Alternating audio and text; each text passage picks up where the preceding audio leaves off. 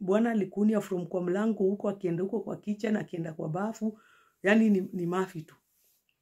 Na nguo yenye alikuwa amevaa amekunia, ameenda amezieka hapo kwa washing machine na mafi. So unajua hata ukipanguzanga mtoi, unapanguzanga na tissue ama na wherever, wet wipes, unapanguza unatoa mafi kwa nini? Kwa napkin ama diapers ama zinaitwanga je, pampers, unatoa. Alafu hiyo imebaki kidogo yenye huwezi toa, sasa hiyo ndo unaosha, si ndio? Huyu aliweka hivyo tu na mafi. Hivyo tu mafi kwa longi tu hivyo.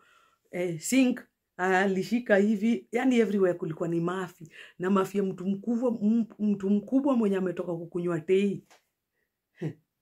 So unaelewa venye ni ngori.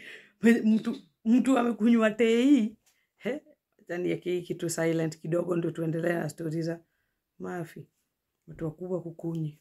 Sasa unaelewa, mtu ukienda ukunywe tei alafu sasa hata the next day ama hiyo siku unyaku venye nanukanga na ni ya mtu mkubwa.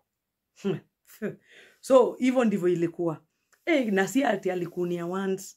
Tena kuna siku nyingine tena ashaikunia. Karo aliniambia alikunia. Huyu ni mtu mkubwa, kwa ule mtu anapata hii story halfway. Huyu bwanake alikunia na iliget kama udema ameinvite best yake. Alikuwa ameinvite best yake for weekend. So best yake wako tu hapo. Kidogo Karo anasema ati Karo ametulia tu, best yake anakama anamuuliza, kwani huku kwenyu mnakunianga aje? Wani huku kwenyu mnakunianga tu bila ovyo bila sababu. Karo anamuuliza rada ati huko kwechojo ni kufia mni wewe? Karo akwenda kucheki hivi anapata ni bwanake amekunia everywhere tena. Mpaka kwa shower, kwa nini kuna mafi. Anasafisha tu. Kidogo sasa unajua mzaya amelewa mpaka hata sasa huwezi muuliza anything. Inabidi ungoje, inabidi Karo ilibidi ya clean kwa sababu sasa unajua hizo ni aibu tena, best yako yuko hapo. Alafu bwanako anakunia everywhere. Una imagine picture hiyo kitu.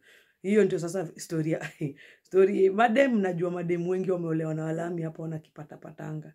Mimi sijasikianga Kenya ati mtu akona bwanake Kenya na bwanake akona tabia kama hizo, unless wanaficha sana. Mimi sijasikia hizo vitu, nazisikilia huko majuu.